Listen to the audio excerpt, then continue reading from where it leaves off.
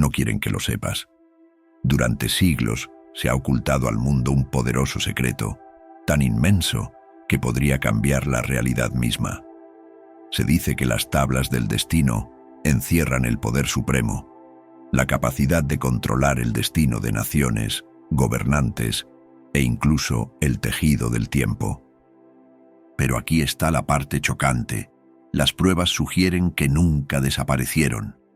De hecho, es posible que sigan en manos de la élite, manipulando todos los acontecimientos importantes de la historia. ¿Y si tus elecciones, tu futuro, tu propia existencia, ya estuvieran escritos? Quédate con nosotros hasta el final, porque lo que estás a punto de aprender podría echar por tierra todo lo que creías saber. Las tablas del destino aparecen en antiguos textos mesopotámicos, donde se decía que las tenían los dioses Enlil, Marduk y otros que gobernaban la existencia misma. No se trataba solo de mitos. Antiguos grabados las describen como objetos físicos, detallando leyes de la realidad que podían reescribirse a voluntad. Aprendamos más sobre las tablas del destino. La tabla de los destinos fue creada por Tiamat. Tiamat fue la primera diosa existente que creó a todos los demás dioses mesopotámicos para su hijo Lugal. Lugal era el dios mesopotámico de la locura, antes de que fuera a la guerra con los dioses más jóvenes que habían matado a su marido Apsu. Al darle el poder de cambiar el destino, Tiamat pretendía asegurar la victoria de Lugal sobre los demás dioses. Sin embargo, Lugal fue derrotado y Tiamat fue asesinada por Marduk. Tras la derrota de Lugal, la tablilla cae en manos humanas. Al principio, la tablilla solo permite leer el destino de aquellos que saben leer la lengua. Sin embargo, la tablilla se daña con el tiempo, lo que permite a su poseedor alterar su destino. A lo largo de los milenios, la tablilla cambió de manos varias veces, siendo utilizada por personajes como Alejandro Magno, Cleopatra, Saladino y Mehmet para cambiar el destino. Consciente del poder de la tablilla, la busca Ishtar, diosa del amor y de la guerra, reina del cielo. Antes de su muerte a manos de Nergal, fue un dios mesopotámico venerado en todos los periodos de la historia de Mesopotamia, desde la dinastía temprana hasta la época neobabilónica, con algunos testimonios que indican que su culto sobrevivió hasta el periodo de dominación aqueménida. Se le asociaba principalmente con la guerra, la muerte y la enfermedad, y se le ha descrito como el dios de la muerte infligida. Durante siglos, las sociedades secretas han luchado por encontrarlos y controlarlos. Faraones, emperadores, papas y presidentes eran meras marionetas que seguían un guión escrito mucho antes de su nacimiento. Piénselo de nuevo. Relatos babilónicos. El Enuma Elish, el mito babilónico de la creación, describe a Marduk robando las tablas a Tiamat, la diosa del caos. El Enuma Elish, también conocido como las 7 tablas de la creación, es el mito babilónico de la creación cuyo título deriva de las líneas iniciales de la obra, Cuando en lo alto. El mito cuenta la historia de la victoria del gran dios Marduk. Marduk era el dios patrón de Babilonia que presidía la justicia, la compasión, la curación, la regeneración, la magia y la equidad, aunque a veces también se le menciona como dios de la tormenta y deidad agrícola, sobre las fuerzas del caos y su establecimiento del orden en la creación del mundo. Todas las tablillas que contienen el mito, también conocido como Enuma Elis, halladas en Ashur, Kish, la biblioteca de Ashurbanipal en Nínive, Sultán Tepe y otros yacimientos excavados, datan de hacia 1200 a.C. Sin embargo, sus colofones indican que se trata de copias de una versión mucho más antigua del mito, que data de mucho antes del reinado de Hammurabi de Babilonia, 1792 a 1750 a.C., el rey que elevó al dios Marduk a deidad patrona de Babilonia. Se cree que el poema en su forma actual, con Marduk como campeón, es una revisión de una obra sumeria aún más antigua. Como Marduk, el campeón de los dioses jóvenes en su guerra contra Tiamat. Tiamat es la diosa mesopotámica asociada con el caos primordial y el mar salado, más conocida por la epopeya babilónica Enuma Elish. Es de origen babilónico. Se cree que el sumerio Ea Enki o Enlil desempeñó el papel principal en la versión original de la historia. La copia encontrada en Ashur tiene al dios Asur en el papel principal, como era costumbre en las ciudades de Mesopotamia. El dios de cada ciudad siempre fue considerado el mejor y más poderoso. Marduk, el dios de Babilonia, solo figura tan prominentemente como lo hace en la historia, porque la mayoría de las copias encontradas son de escribas babilonios. Aún así, Ea sigue desempeñando un papel importante en la versión babilónica del Enuma Elish al crear a los seres humanos. El relato, uno de los más antiguos del mundo, se refiere al nacimiento de los dioses y a la creación del universo y de los seres humanos. Al principio solo había agua indiferenciada que se arremolinaba en el caos. De este remolino, las aguas se dividieron en agua dulce y fresca, conocida como el dios Apsu, y agua salada y amarga, la diosa Tiamat. Una vez diferenciadas, la unión de estas dos entidades dio origen a los dioses menores. Estos jóvenes dioses, sin embargo, eran extremadamente ruidosos, perturbando el sueño de Apsu por la noche y distrayéndole de su trabajo durante el día. Siguiendo el consejo de su visir, Mumu, Apsu decide matar a los dioses más jóvenes. Tiamat, al enterarse de su plan, avisa a su hijo mayor, Enki, a veces Ea, y este duerme a Apsu y lo mata. Con los restos de Apsu, Enki crea su hogar. Tiamat, antaño partidaria de los dioses más jóvenes, se enfurece porque han matado a su pareja. Consulta con el dios Kingu, que le aconseja hacer la guerra a los dioses más jóvenes. Tiamat recompensa a Kingu con las tablas del destino, que legitiman el gobierno de un dios y controlan los destinos, y él las lleva con orgullo como coraza. Con Kingu como campeón, Tiamat convoca a las fuerzas del caos y crea 11 horribles monstruos para destruir a sus hijos. La batalla entre los dioses jóvenes y Tiamat, Ea, Enki y los dioses más jóvenes luchan inútilmente contra Tiamat, hasta que, de entre ellos, surge el campeón Marduk, que jura derrotar a Tiamat.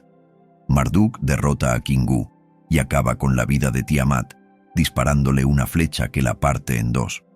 De sus ojos brotan las aguas de los ríos Tigris y Éufrates. A partir del cadáver de Tiamat, Marduk crea los cielos y la tierra, nombra dioses para diversas tareas y ata a sus pies a las 11 criaturas de Tiamat como trofeos, para gran adulación de los otros dioses, antes de colocar sus imágenes en su nuevo hogar. También toma las tablas del destino de Kingu, legitimando así su reinado. Después de que los dioses hayan terminado de alabarle por su gran victoria y el arte de su creación, Marduk consulta con el dios Ea, el dios de la sabiduría, y decide crear seres humanos a partir de los restos de cualquiera de los dioses que animó a Tiamat a hacer la guerra. Kingu es acusado como culpable y asesinado, y de su sangre, Ea crea a Lulu, el primer hombre, para que sea un ayudante de los dioses en su eterna tarea de mantener el orden y mantener a raya el caos. Como dice el poema, Ea creó a la humanidad, a la que impuso el servicio de los dioses y liberó a los dioses. Tabla 6.33 a 34. A continuación, Marduk organizó el mundo de las tinieblas y distribuyó a los dioses en sus puestos asignados. El poema termina en la tablilla 7 con una larga alabanza a Marduk por sus logros. Marduk ganó prominencia en Babilonia durante el reinado de Hammurabi y rápidamente superó en popularidad a la anterior deidad patrona, Inanna Ishtar.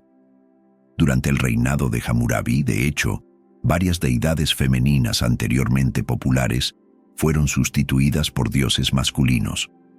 El Enuma Elish, que alaba a Marduk como el más poderoso de todos los dioses, se hizo por lo tanto cada vez más popular a medida que el propio Dios crecía en prominencia y su ciudad de Babilonia crecía en poder.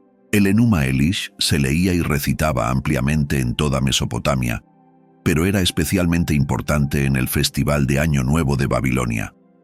Durante este festival, la estatua de Marduk era sacada del templo y en medio de los juerguistas era paseada por las calles de la ciudad, saliendo por las puertas, para pasar las vacaciones en una pequeña casa construida a tal efecto. El Enuma Elish, especialmente, se cree, las alabanzas de la tabla 7 serían cantadas o salmodiadas durante esta procesión.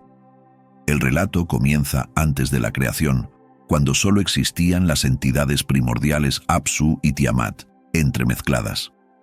No había otras cosas ni dioses, ni se había predicho ningún destino.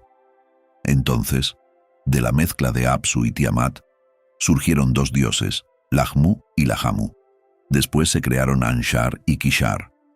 De Anshar surgió en primer lugar el dios Anu, y de Anu surgió Nudimud, también conocido como Ea. La conmoción de estos nuevos dioses perturbó y disgustó a Apsu, y Apsu no pudo calmarlos. Apsu llamó a Mumu para hablar con Tiamat, y él propuso destruir a los nuevos dioses, pero Tiamat se mostró reacia a destruir lo que ellos habían creado. Mumu aconsejó a Apsu que los destruyera, y éste abrazó a Mumu. Los nuevos dioses se enteraron y se preocuparon. Ea, sin embargo, elaboró un hechizo para adormecer a Apsu. Mumu intentó despertar a Apsu, pero no pudo. Ea tomó el halo de Apsu y se lo puso él mismo, mató a Apsu y encadenó a Mumu. Apsu se convirtió en la morada de Ea, junto con su esposa Damkina. En el corazón de Apsu, Ea y Damkina crearon a Marduk. El esplendor de Marduk superó a Ea y a los demás dioses, y Ea lo llamó mi hijo, el sol. Anu creó los cuatro vientos. Otros dioses se burlaron de Tiamat. Cuando tu consorte, Apsu, fue asesinada, no hiciste nada, y se quejaron del viento cansino. Tiamat entonces creó monstruos para luchar contra los otros dioses. 11 criaturas quiméricas con armas, con el dios Kingu como jefe del grupo de guerra y su nueva consorte. Le dio a Kingu la tabla de los destinos, haciendo que su mando fuera indiscutible. Ea se enteró del plan de Tiamat para luchar y vengar a Apsu. Habló con su abuelo Anshar, diciéndole que muchos dioses se habían unido a la causa de Tiamat y que ella había creado 11 criaturas monstruosas aptas para la guerra y había hecho a Kingu su líder, empuñando la tabla de los destinos. Anshar se preocupó y le dijo a Anu que fuera a apaciguar a Tiamat, pero éste estaba demasiado débil para enfrentarse a ella y dio media vuelta. Anshar se preocupó más, pensando que ningún dios podría resistirse a Tiamat. Finalmente, Anshar propuso a Marduk como su campeón. Marduk fue traído y preguntó contra qué dios debía luchar, a lo que Anshar respondió que no era un dios, sino la diosa Tiamat. Marduk predijo con confianza su victoria, pero exigió su promesa de proclamarlo Dios supremo, con autoridad incluso sobre Anshar. Anshar habló con Gaga, era una deidad mesopotámica, quien le aconsejó que buscara a Lamu y Lahamu y les contara los planes de guerra de Tiamat y la exigencia de Marduk de ser el señor supremo si la derrotaba. Lamu y Lahamu y otros Igigi, dioses celestiales, se afligieron, pero bebieron juntos, adormeciéndose y aprobando finalmente el pacto con Marduk. A Marduk se le dio un trono, y se sentó sobre los otros dioses que le honraron. Marduk también recibió un cetro y vestiduras, así como armas para luchar contra Tiamat, arco, carcaj, maza y rayos, junto con los cuatro vientos. Su cuerpo estaba en llamas. Utilizando los cuatro vientos, Marduk atrapó a Tiamat. Añadiendo un torbellino, un ciclón y a Imhulu, el viento maligno, juntos los 7 vientos agitaron a Tiamat. Avanzó en su carro de guerra tirado por 4 criaturas. Desafió a Tiamat, afirmando que había hecho a Kingu su consorte sin razón, acusándola de ser la fuente de los problemas. Enfurecida, Tiamat se unió a Marduk en combate singular. Marduk utilizó una red, regalo de Anu, para enredar a Tiamat. Tiamat intentó tragarse a Marduk, pero el viento maligno llenó su boca. Con los vientos arremolinándose en su interior se distendió. Marduk disparó entonces su flecha, alcanzando su corazón, y Tiamat murió. Los otros dioses intentaron huir, pero Marduk los capturó, rompió sus armas y los atrapó. Sus 11 monstruos también fueron capturados y encadenados, mientras que Kingu fue encarcelado y se le arrebató la tabla de los destinos. Marduk destruyó entonces la cabeza de Tiamat con la maza, mientras que su sangre fue arrastrada por el viento del norte. De una mitad hizo el cielo.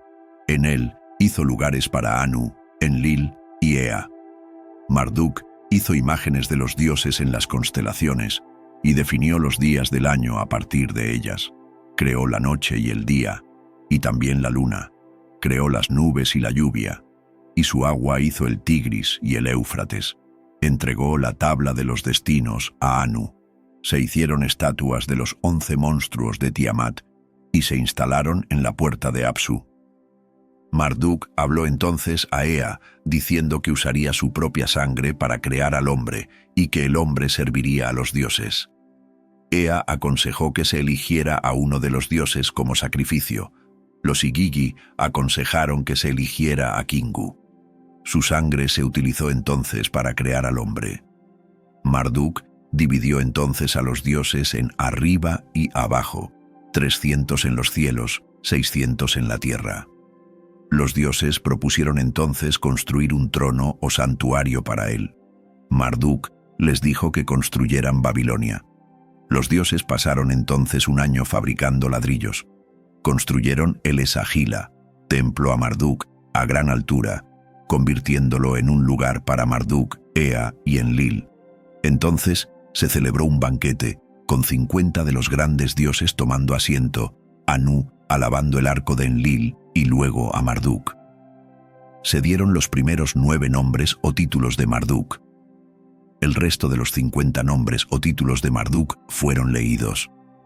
De nuevo se menciona como un mito, pero ¿y si se tratara de un acontecimiento real, una antigua lucha de poder por un conocimiento demasiado peligroso para que lo poseyera la gente corriente? Pero ¿qué hay de la tabla esmeralda de Hermes Trismegisto? No es un mito, sino un hecho con fuerte evidencia escrita. La tabla de esmeralda de Hermes Trismegisto es uno de los textos más misteriosos, crípticos y enigmáticos. En realidad, el texto procede de la tradición hermética, antiguos textos filosóficos griegos y egipcios que se atribuyen a la misteriosa figura conocida como Hermes Trismegisto. Los textos son una combinación del dios egipcio de la sabiduría, Tot, y el dios griego Hermes. En estos textos, Hermes discute con sus discípulos la verdadera naturaleza del cosmos, la naturaleza, la mente, etc. Estas enseñanzas se pueden encontrar en los antiguos textos del Corpus Hermeticum. Estos textos se remontan a los siglos II y III después de Cristo, y su origen es probablemente egipcio. El secreto de la prima materia, la tabla de esmeralda, es la pieza más famosa de la hermética y se dice que contiene el secreto de la prima materia, la base de toda la materia y la existencia que no tiene forma y está más allá de toda definición. Esa es la razón de los infinitos símiles en el lenguaje alquímico. La prima materia o el éter también es descrita por los antiguos alquimistas como el anima mundi o el alma mundial. Es el alma o unidad que conecta todo y ese todo. Los alquimistas europeos creían que era la receta secreta para la creación de lo que se conoce como la piedra filosofal, una sustancia que se dice que posee el poder de la transmutación de la materia, como convertir el plomo en oro y dar la inmortalidad y el rejuvenecimiento, por lo que se conoce como el elixir de la vida. A lo largo de los años y al contemplar las palabras de este texto, uno puede descubrir realmente las muchas capas y significados ocultos de estas palabras de sabiduría. El texto habla mucho del antiguo taoísmo y de diferentes conceptos del budismo. Fue nada menos que Sir Isaac Newton quien afirmó que muchas de sus ideas provenían del Corpus Hermeticum y de la Tabla de Esmeralda, que él tradujo. La Tabla de Esmeralda se ha encontrado en varias obras árabes antiguas, en diferentes versiones. La versión más antigua se encuentra como apéndice en un tratado que se cree fue compuesto en el siglo IX, conocido como el Libro del Secreto de la Creación, Kitab Sir al-Halika en árabe. La introducción del Libro del Secreto de la Creación es una narración que explica, entre otras cosas, que todas las cosas están compuestas de 4 principios elementales: calor, frío, humedad y sequedad, las 4 cualidades de Aristóteles, y sus combinaciones explican las relaciones de simpatía y antipatía entre los seres.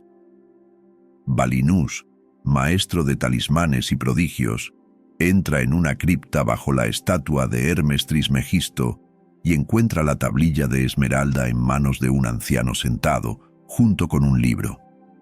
El núcleo de la obra es principalmente un tratado alquímico que introduce por primera vez la idea de que todos los metales se forman a partir de azufre y mercurio, una teoría fundamental de la alquimia en la Edad Media. El texto de la Tabla de Esmeralda aparece en último lugar, como apéndice. Durante mucho tiempo se ha debatido si se trata de una pieza ajena, de naturaleza exclusivamente cosmogónica, o si forma parte integrante del resto de la obra, en cuyo caso tiene un significado alquímico desde el principio.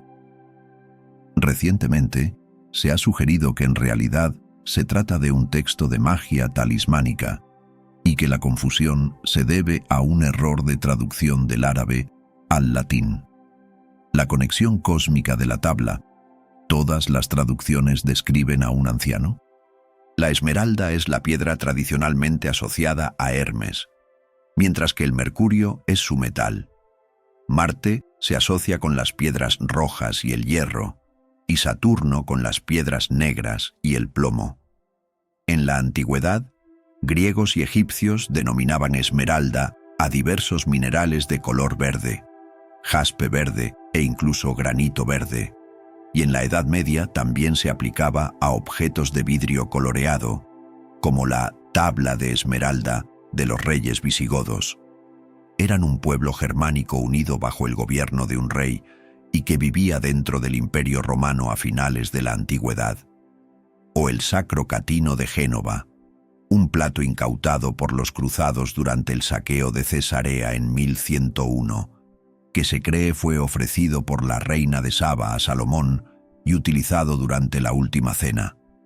Otra versión se encuentra en un libro ecléctico del siglo X, el Secretum Secretorum, secreto de los secretos, Sir al-Asrar, que se presenta como una pseudocarta de Aristóteles a Alejandro Magno durante la conquista de Persia.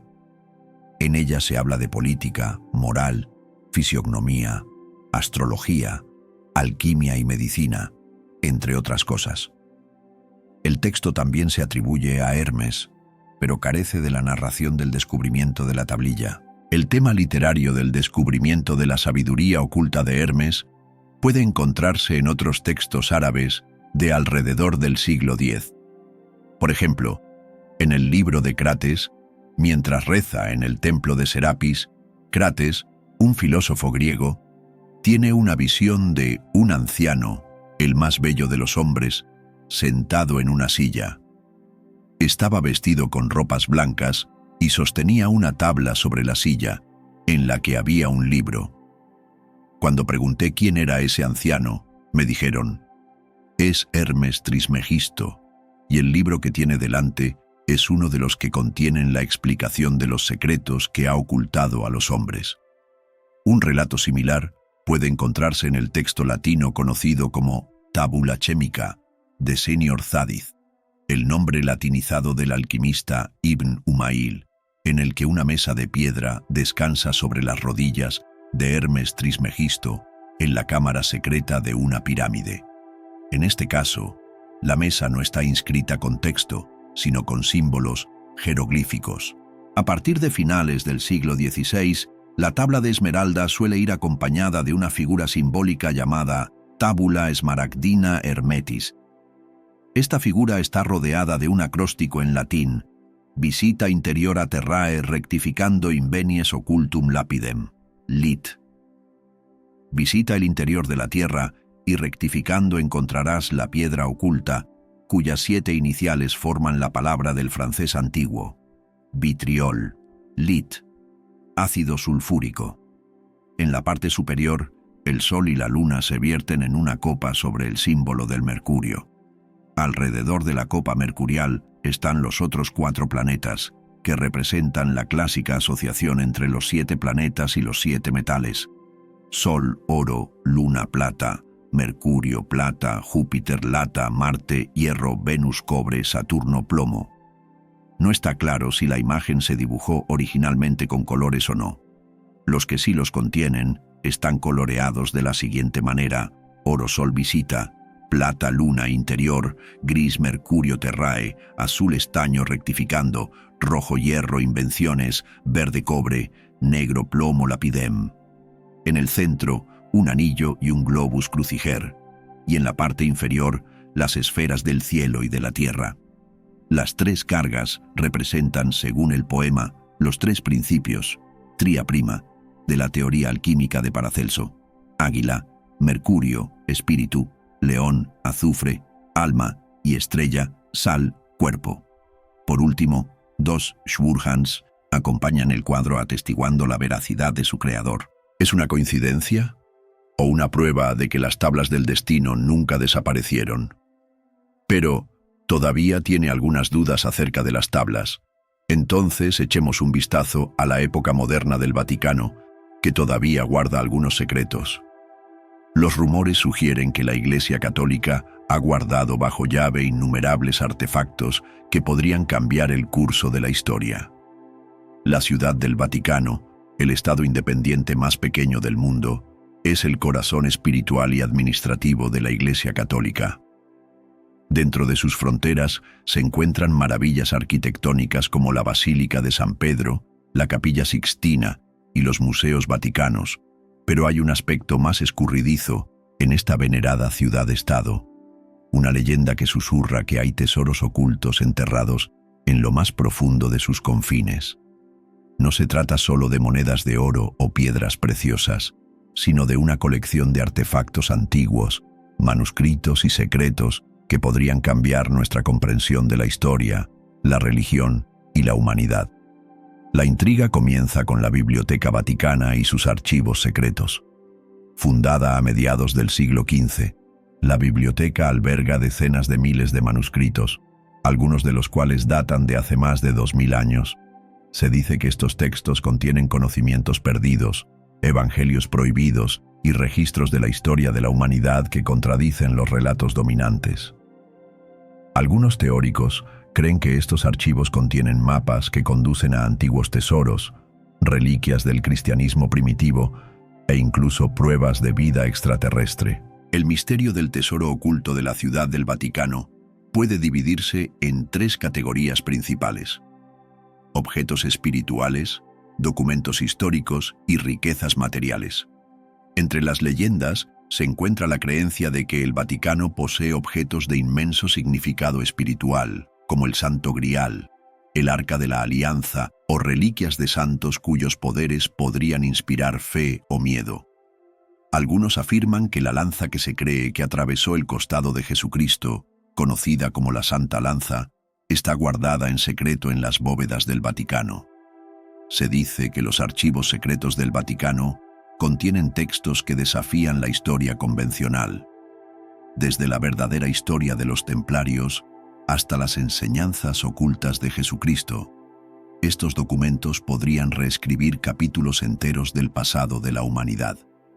Algunos incluso especulan que los archivos incluyen cartas entre los primeros papas y figuras como Leonardo da Vinci, Galileo o incluso gobernantes de civilizaciones antiguas. Como depósito de ofrendas y conquistas religiosas, se rumorea que el Vaticano atesora oro, joyas y artefactos adquiridos a lo largo de los siglos.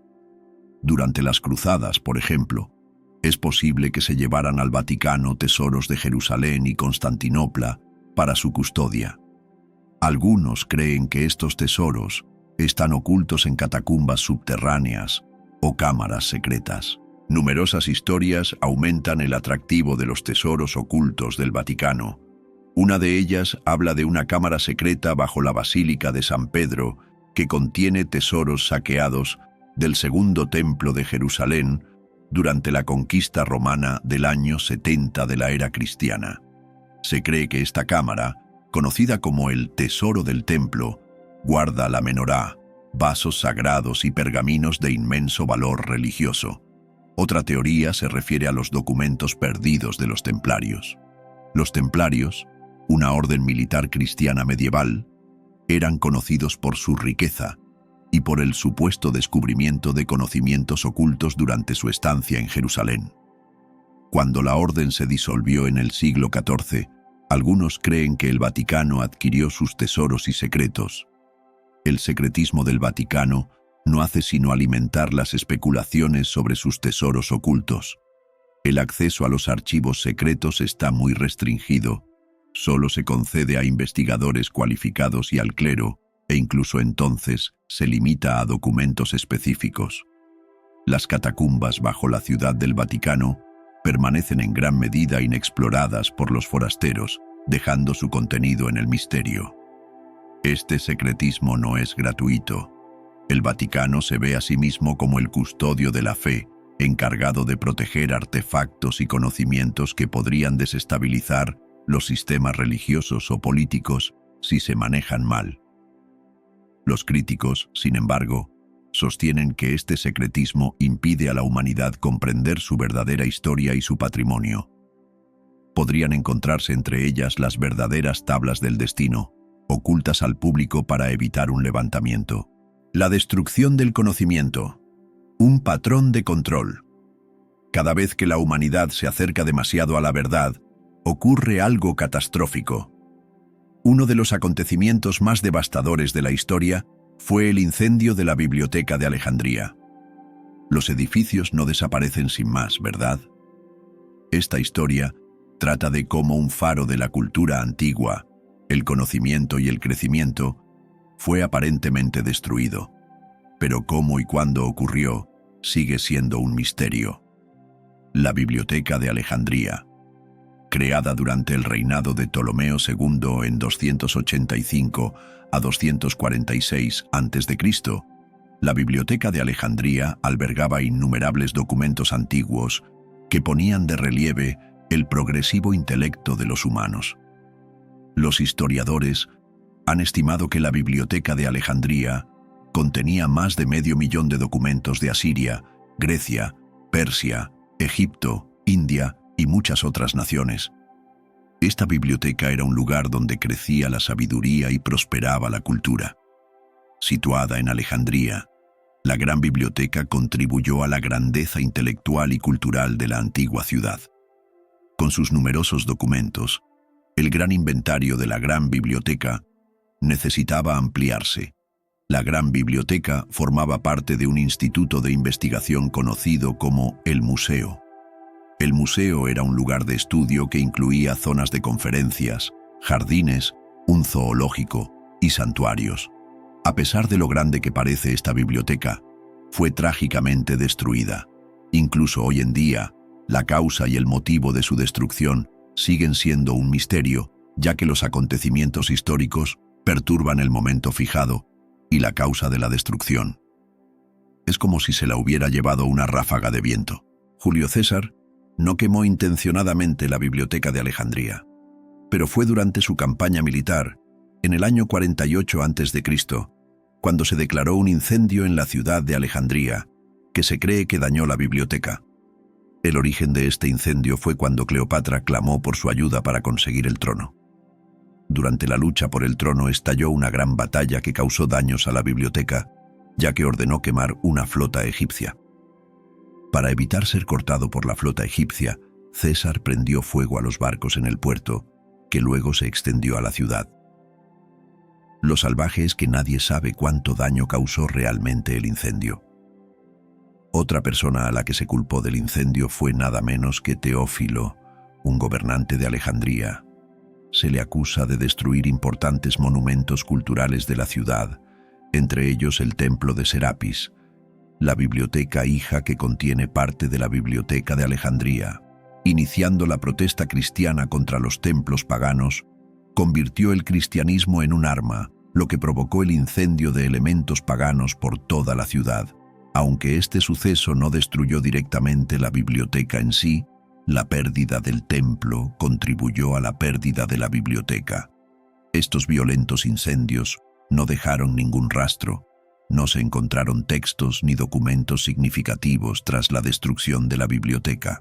Los fondos de la biblioteca probablemente incluían muchos objetos únicos, pero con el tiempo, los diversos incidentes que condujeron a su fin provocaron una pérdida casi total de todo.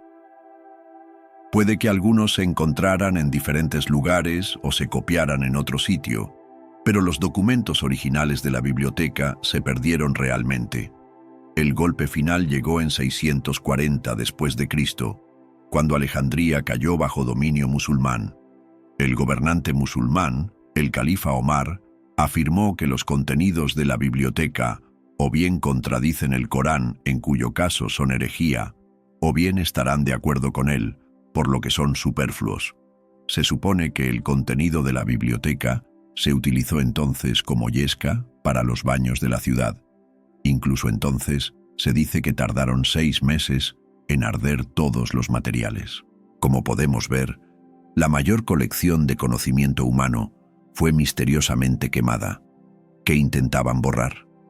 Aún más aterrador puede ser el hecho de que decenas de textos sagrados fueran eliminados deliberadamente del canon religioso.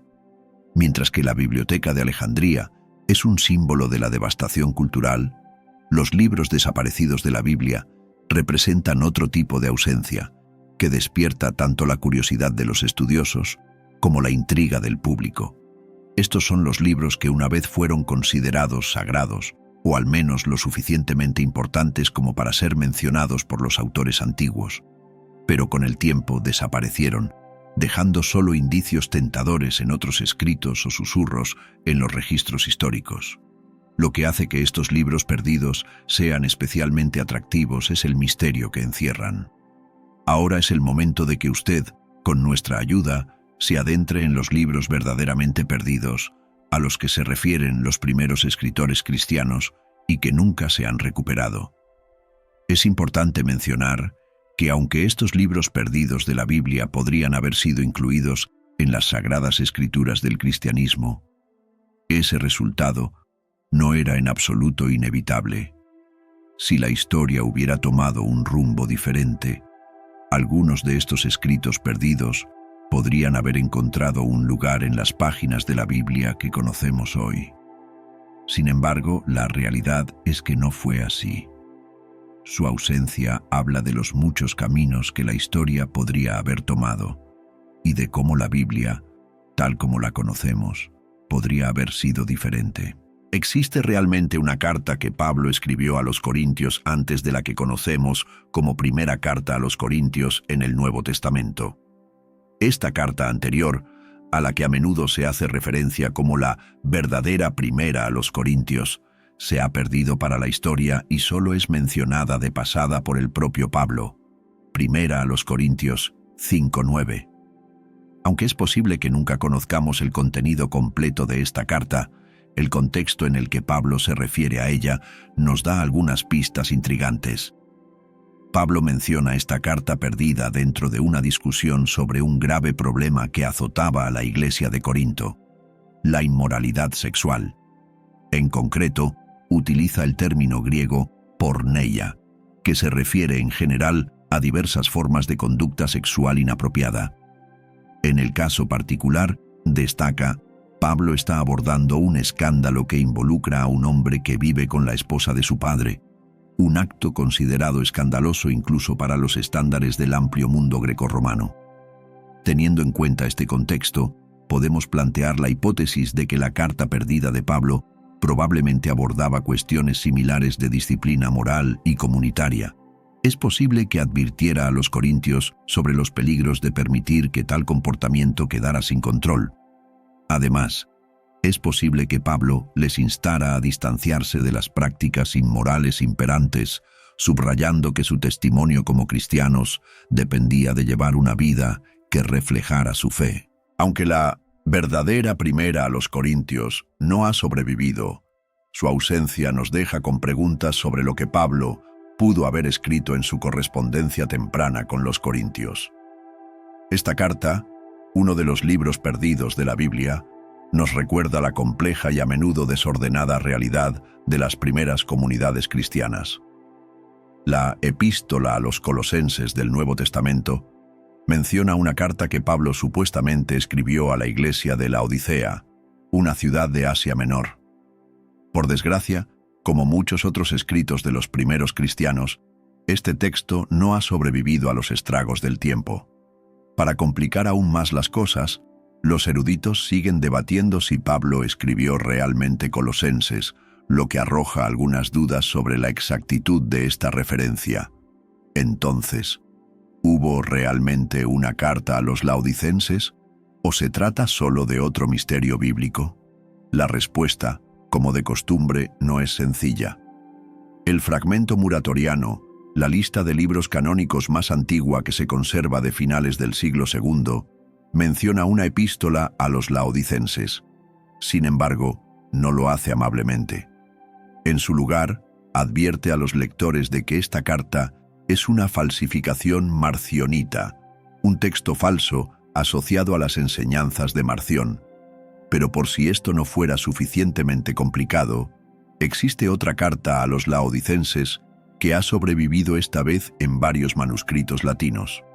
Sin embargo, esta versión carece de los rasgos distintivos de la teología de Marción, por lo que los eruditos dudan de que se trate del mismo texto mencionado en el fragmento muratoriano.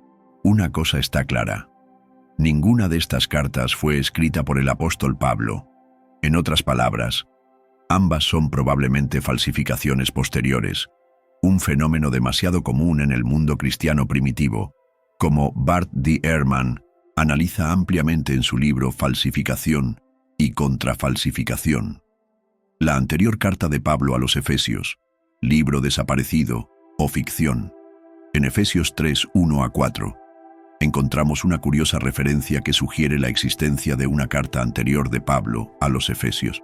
El pasaje dice: «Por esta razón, yo, Pablo, el prisionero de Cristo Jesús, por causa de vosotros los gentiles». Seguramente habéis oído acerca de la administración de la gracia de Dios que me fue dada para vosotros, es decir, el misterio que me fue dado a conocer por revelación, como ya he escrito brevemente. Al leer esto, pues, podréis comprender mi visión del misterio de Cristo. Esta intrigante mención de una comunicación anterior ha llevado a algunos a preguntarse si Pablo escribió otra carta a los Efesios que se ha perdido para la historia. Sin embargo, gran parte de esta especulación depende de si Pablo escribió realmente Efesios en primer lugar. Muchos eruditos cuestionan la autoría de Efesios debido a las diferencias en el estilo de redacción, el vocabulario y la teología en comparación con sus cartas indiscutibles, como Romanos y Gálatas. Un posible indicador de que Efesios podría ser una falsificación posterior es el empeño del autor por persuadir a los lectores de que él es, en realidad, el apóstol Pablo.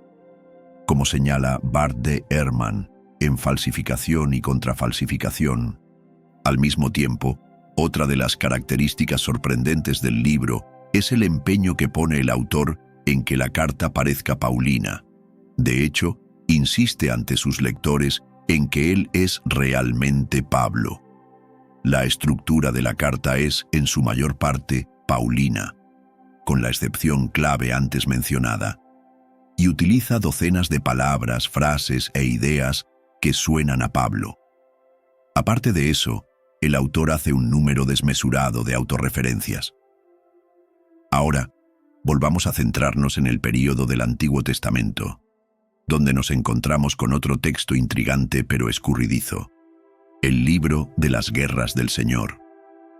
Esta misteriosa obra se menciona brevemente en la Biblia, concretamente en Números 21:14. donde se cita como fuente para un relato poético de la travesía de Israel por el desierto. Lo que podemos deducir de su título es que esta obra probablemente relataba las batallas que libraron los israelitas en sus primeros tiempos.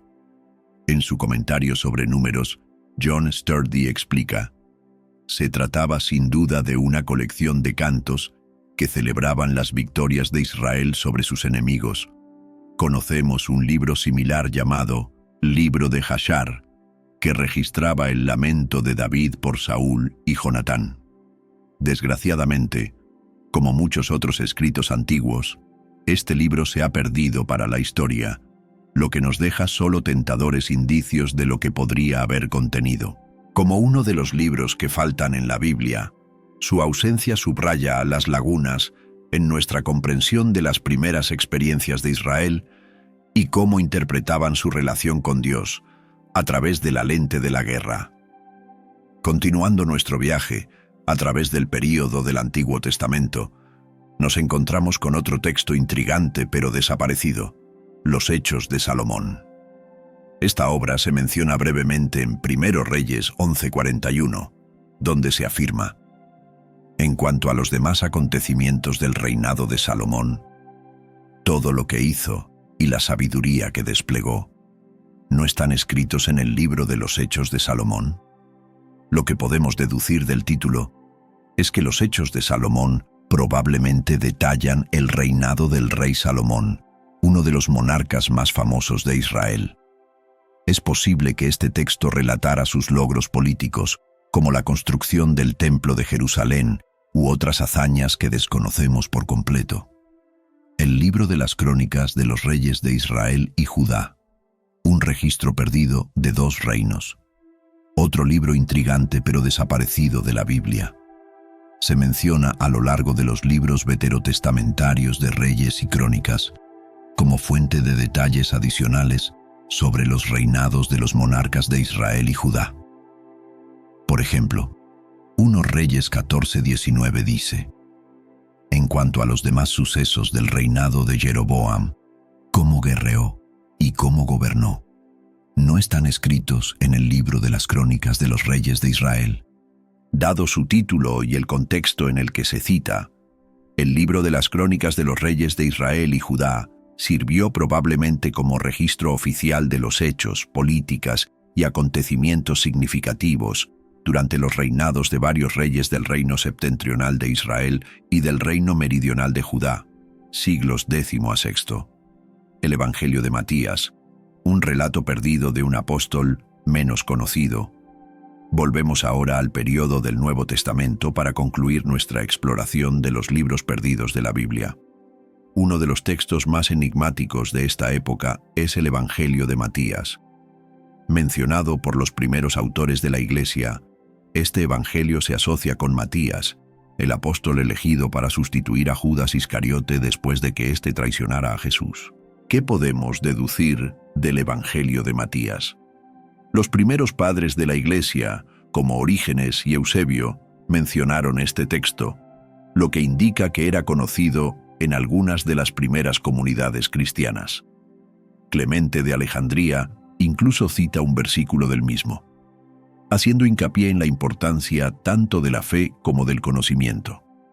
Sin embargo, como muchos otros evangelios no canónicos, puede haber ofrecido una perspectiva de las enseñanzas de Jesús o de acontecimientos de su vida que difería de los relatos que tenemos en los evangelios canónicos. Sin embargo, si su contenido hubiera sido menos controvertido y la historia cristiana primitiva hubiera seguido un curso diferente, podría haberse leído durante los servicios religiosos incluso hoy en día. Sin embargo, como ocurre con tantos otros libros perdidos de la Biblia, solo nos queda la especulación, ya que este evangelio acabó desvaneciéndose en la oscuridad. ¿Podrían haber contenido pistas sobre la existencia de las tablas? Ahora que conoce la verdad, ¿qué puede hacer? Cuestiónalo todo. No aceptes la historia al pie de la letra.